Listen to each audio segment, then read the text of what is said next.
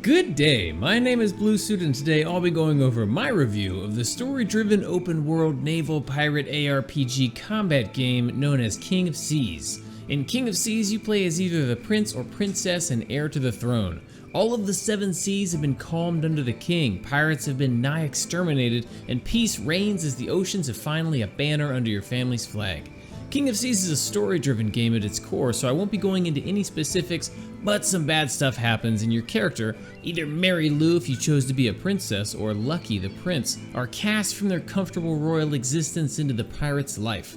Recovered by a pirate captain living on the furthest reaches of the kingdom, you're entrusted with a ship to pillage and plunder to your heart's content, unravel a plot that sets the 7 seas into chaos, and restore the kingdom of your kin to its former glory. The story is really enjoyable with dozens of uniquely stylized hand-drawn characters. There are some reused portraits for many of the minor characters, but overall the main plot personalities were memorable, well-written, and contributed well to the game's overall charm. In addition to the great writing and characters, the soundtrack in King of Seas is particularly piratey, with hours upon hours of sea shanties and tavern music to get your timbers shivering. It all culminates in a richly built, believable world that players are going to want to spend a lot of time exploring.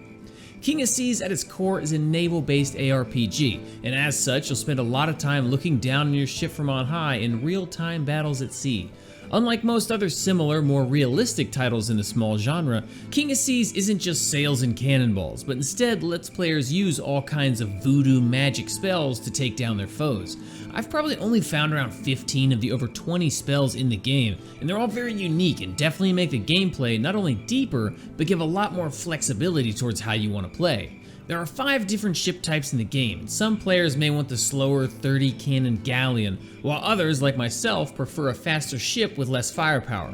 Fortunately, there are spells for all playstyles that can have you disabling other ships, sending giant sharks or squids to attack other ships, make your own ship ethereal, conjure maelstroms to trap the enemy, all sorts of things that make finding new spells a joy to test out.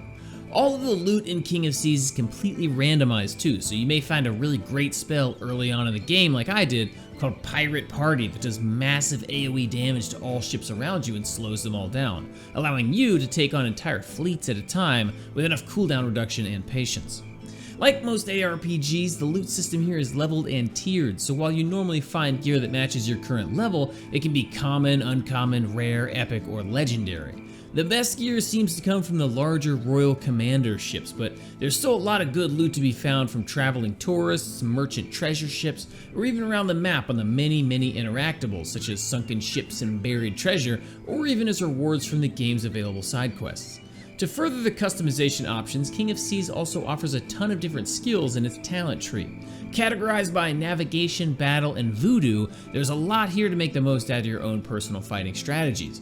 I personally wanted to zip through the waves as fast as I possibly could, so I ignored a lot of the combat talents and instead opted for as much mobility as I could get. Partnering this with the fastest ship in the game, the Brig, took me no time at all to get around the map. Fights, on the other hand, seemed to drag on for quite some time, as I usually didn't have the firepower to finish enemies off quickly until much later in the game. The talent tree looks simple enough at first glance, but you don't start earning skill points until level 10, and most nodes have 5 skill points that you can dump into it, making the potential level cap around 214.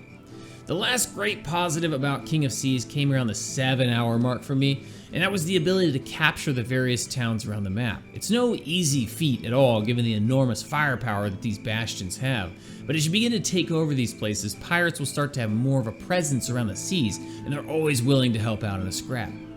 King of Seas is honestly a pretty great game for its price, and I was just really surprised to see how much quality content it has, and it stayed fresh by continuing to introduce new mechanics well beyond the campaign's halfway point. There are, however, a few issues that I have with the game that don't take away from the experience in a meaningful way, but players should know about them before picking it up. And the first is that there is a definite lack of polish in the game right now.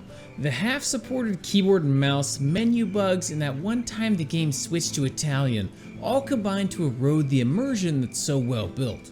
The second is that there seems to be obvious quality of life mechanics left out of King of Seas. There's a lot that could be put into this game to make it better, of course, but the clearest is the ability to move the camera, which you currently cannot do, causing you to be able to see really far north and not so much in every other direction. These issues are minor and they probably bother me more than they should, but it would just be great if I could look around.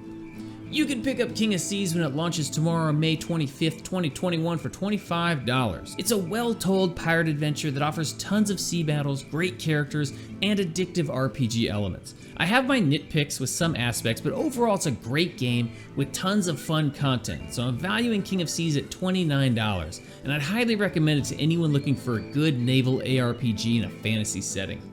I hope you enjoyed this review of King of Seas. Come see me on Twitch where you can watch our reviews in progress 5 nights a week. As always, don't forget to like, subscribe, and let me know in the comments what you thought about it. Until next time, peace!